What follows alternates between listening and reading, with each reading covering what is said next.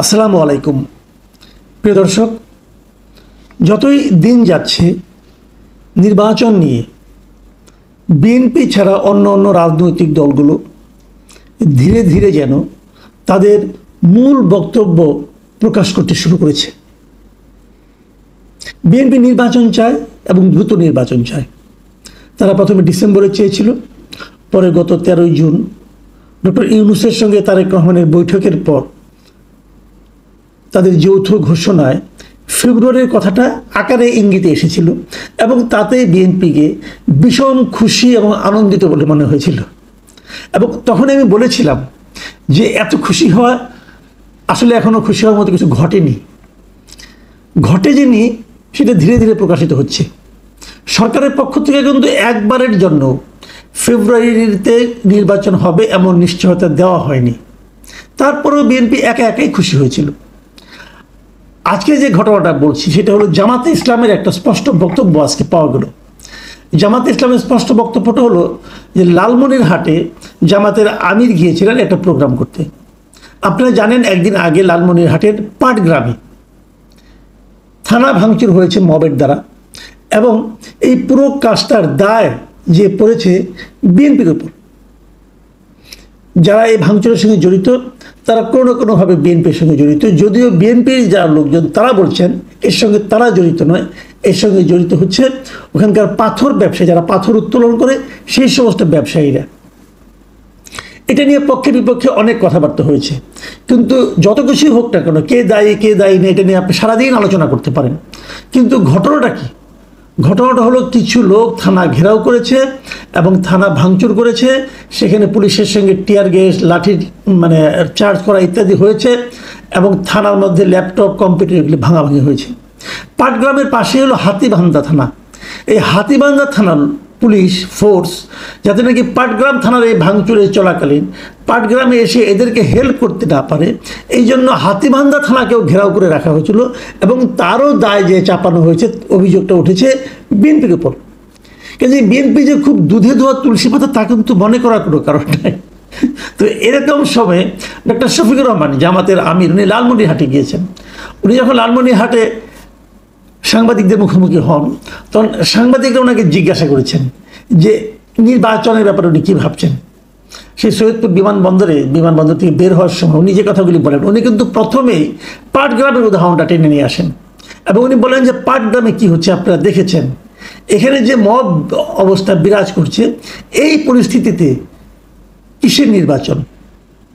এই পরিস্থিতিতে, এমন পরিস্থিতিতে সুষ্ঠু নির্বাচন হওয়া সম্ভব নয়। তাহলে শফিকুর রহমান সাহেবের ভাষায় অথবা তার মূল যে বক্তব্য সেটা হলো নির্বাচন হতে হলে দেশে একটা সুশৃঙ্খল পরিস্থিতি থাকতে হবে, আইন শৃঙ্খলা পরিস্থিতি ভালো থাকতে হবে, মব থাকা চলবে না, এরকম আরও অনেক কথা। এখন মবটা চালাচ্ছে কেনা?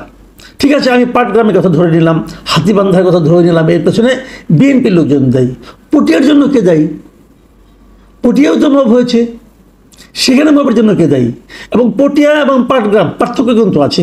পার্থক্য হলো এখানে পাটগ্রামে এই মবের কারণে পুলিশরা এখন বিএনপির লোকজনকে দৌড়াচ্ছে, অনেকের বিরুদ্ধে মামলা হয়েছে, কয়েকজনকে গ্রেপ্তার করা হয়েছে, এগুলো হয়েছে। কিন্তু পটিয়াতে বরং ওখানকে যিনি ওসি ছিলেন তাকেই ক্লোজ করে নিয়ে যাওয়া হয়েছে, যেন দায়টা পুলিশের। কারণ ওখানে আর এখানে পার্থক্য হলো এইটাই যে পাটগ্রামে মবের জন্য দায়ী করা হচ্ছে বিএনপিকে, আর পটিয়াতে মবের জন্য দায়ী করা হচ্ছে বৈষম্যবিরোধী ছাত্র আন্দোলন অথবা এনসিপির অঙ্গ সংগঠন, যে ছাত্র সংগঠন আছে তাদেরকে। তো সরকারের অবস্থা নিশ্চয়ই বুঝতে পারছেন। ইন্টারেস্টিং হলো এর কোথাও কিন্তু জামাত অথবা ছাত্র শিবিরের কোনো ধরনের সম্পৃক্ততা পাওয়া যাচ্ছে না। এবং জামাতের আমির কিন্তু এই কথাটাই বলেছেন। উনি আরেকটা কথা বলেছেন, সেটা হলো যে দেশে দীর্ঘদিন ধরে মব কালচার চলছে, তবে এসব সহিংসতায় জামায়াতের কোনো কর্মী বা সমর্থক জড়িত নেই। তো এই যে কথাটা, এই কথাটা কিন্তু একদম ভিত্তিহীন নয়। ঘটনা আসলেই সত্য যে তারা তাদের নেতাকর্মীদেরকে এতটাই নিয়ন্ত্রণ করতে পারেন যে তারা এই ধরনের কোনো সহিংসতায় জড়িত আছেন বলে এখন পর্যন্ত সেভাবে আমরা দেখিনি। বিএনপি পারে না কেন?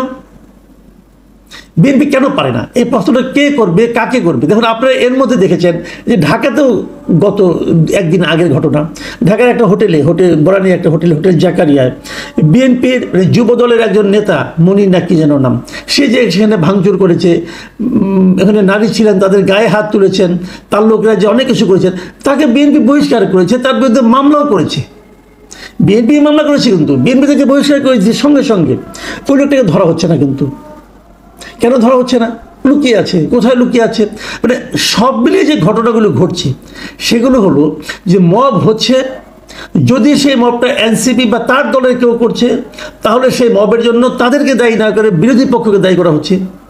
আর যদি সেই মবের সঙ্গে যদি বিএনপির কেউ নাম থাকছে তাহলে সেটাকে ফলাও করে প্রচার করা হচ্ছে। জামাতের কেউ থাকছে না, জামাত এগুলো দেখে বলছে আমরা কিছু করছি না। এই হলো টোটাল রিয়েলিটি। এখন বিএনপি যদি বুঝে যে তাদের নেতাকর্মীদের এভাবে দায়ী করা হয়, তাহলে তারা নিজেরা কেন সতর্ক থাকে না? আমি এর মধ্যে একবার একটা জরিপ করেছিলাম যে দেশের বেশিরভাগ মানুষ, এই যে সারা দেশে যে নানা ধরনের প্রত্যন্ত অঞ্চলে চাঁদাবাজি হচ্ছে, দখলদারি হচ্ছে, এগুলির পেছনে মূলত কারা দায়ী? সব জায়গায় কিন্তু বলা হয়েছে যে বিএনপিই দায়ী। তার মানে বিএনপি এমন একটা পলিটিক্যাল পার্টি যারা ক্ষমতায় যেতে চায়, কিন্তু তাদের নিজেদের নেতাকর্মীর উপর কোনো নিয়ন্ত্রণ নাই। তো নিয়ন্ত্রণ না থাকার কারণে তারা সব জায়গায় নিজেদের রাজত্ব চালাচ্ছে।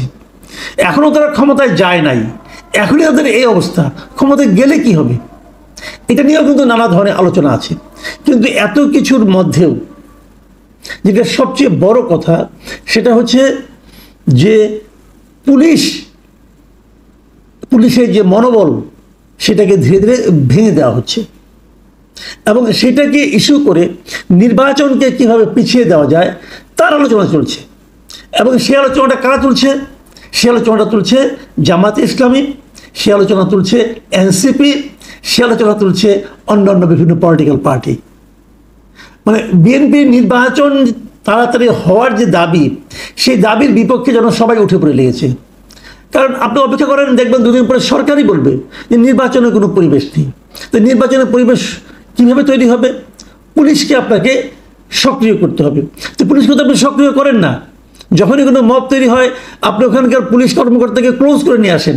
তো ক্লোজ করে নিয়ে আসলে এরপরে যাকে ওখানে পাঠাবেন, সে কি আর এই মবের ব্যাপারে হবে, কেয়ারফুল হবে? সে কি মবকে থামানোর জন্য অগ্রসর হবে? কে ক্লোজ হতে চায়? কে চায় যে তার চাকরি জীবনে এরকম একটা স্পট পড়ুক যে তাকে ক্লোজ করা হয়েছে? সব মিলিয়ে যে সিচুয়েশনটা, সেটা হলো যে নির্বাচন যত বিলম্বিত করা যায়, বিভিন্ন ছুতানাতায় তার এক ধরনের পায়তারা চলছে বিভিন্ন কর্নার থেকে। রাজনৈতিক দলগুলো, বিএনপি বাদে অন্যান্য যে দলগুলো আছে, জামাত অথবা এনসিপি অথবা ইসলাম নামধারী দলগুলো আছে, তারা যেমন নির্বাচনকে পেছাতে চায়, তেমনি সরকারও পেছাতে চায়। সরকার মুখে উচ্চারণ করছে না, এরা করছে। দেখুন, নির্বাচনের ব্যাপারে কি কথাটা বলেছেন জামাতের আমির? তিনি বলেছেন আগে নির্বাচনের পরিবেশ তৈরি করতে হবে। সেজন্যই আমরা সংস্কারের কথা বলেছি। মৌলিক সংস্কার ছাড়া ভালো নির্বাচন সম্ভব নয়। মানে আগে পরিবেশ তৈরি করতে হবে, এবং এই জন্য ওনারা সংস্কারের কথা বলেছেন। এই পর্যন্ত ঠিক আছে। তারপরে কি বলেছেন? মৌলিক সংস্কার ছাড়া ভালো নির্বাচন সম্ভব নয়। এখন এই মৌলিক সংস্কার কাকে বলে? মানে কি পর্যন্ত সংস্কার হলে সেটাকে মৌলিক সংস্কার বলা যাবে? এর কিন্তু কোনো ব্যাখ্যা নাই। যতটুকু সংস্কার হলো, উনি বলেন না সংস্কার হয়েছে, এটা ভাষা সংস্কার হয়েছে, এখানে তো মৌলিক সংস্কার হয় নাই। অতএব নির্বাচন পিছিয়ে দাও, যতদিন না হবে ততদিন আমরা অপেক্ষা করব। কেন? এখানে জনগণ কোথায়? জনগণ কি চায়? জনগণ কি তাহলে ভোট দিতে চায় না? আপনি বলবেন জনগণ ভোট দিলেই সব সমস্যার সমাধান হবে? না, হবে না। ভোট দিলেই সব সমস্যার সমাধান হবে না। কিন্তু আপনারা যেটা চাচ্ছেন তার জন্য যদি আরো 10 বছর সময় লাগে, 5 বছর সময় লাগে, 3 বছর সময় লাগে, আপনারা তো মৌলিক সংস্কারের কোনো রূপরেখা তৈরি করতে পারছেন না। একটা অলিক আপনাদের দাবি যে মৌলিক সংস্কার। মৌলিক সংস্কারের চেহারাটা কি আসলে, তাকে আপনারা ক্লিয়ার করতে পেরেছেন? তা তো ক্লিয়ার করতে পারেননি। তো সে যে জিনিসটা আপনারা নিজেরাই জানেন না কি করতে হবে, সেটা করে তারপরে নির্বাচনের পরিবেশ তৈরি হবে। কিভাবে হবে? নির্বাচনের পরিবেশ তৈরি করার প্রথম এবং প্রধান কাজ হচ্ছে পুলিশকে শক্তিশালী করা। সেটা তো আপনারা করছেন না এবং করতে চাচ্ছেনও না।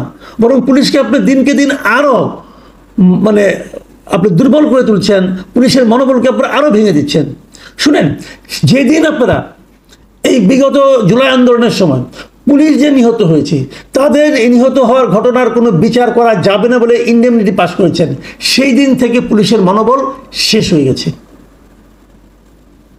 কাজেই এই পুলিশকে আপনারা নির্বাচনের জন্য উপযোগী করে তুলবেন, তারপরে নির্বাচন করবেন, তাহলে সেই নির্বাচন আর আমরা দেখে যেতে পারবো না। এই বিষয়গুলো সবগুলি একটার সঙ্গে একটা সম্পর্কিত। এখন কিভাবে পুলিশের মনোবল আপনারা দৃঢ় করবেন, কিভাবে মৌলিক সংস্কার করবেন, কিভাবে বিএনপি এবং জামাত একমত হবেন, কিভাবে জাতীয় ঐক্যমত্য তৈরি হবে, কিভাবে ডক্টর ইউনূস নির্বাচন দেবেন, এবং সেই নির্বাচন আবার উনি বলেছেন হবে ইতিহাসের শ্রেষ্ঠ নির্বাচন। সেই ইতিহাসের শ্রেষ্ঠ নির্বাচন আমরা জীবৎকালে দেখে যেতে পারবো কিনা সেই সন্দেহ নিয়ে আজকে অনুষ্ঠান শেষ করছি। আল্লাহ হাফিজ।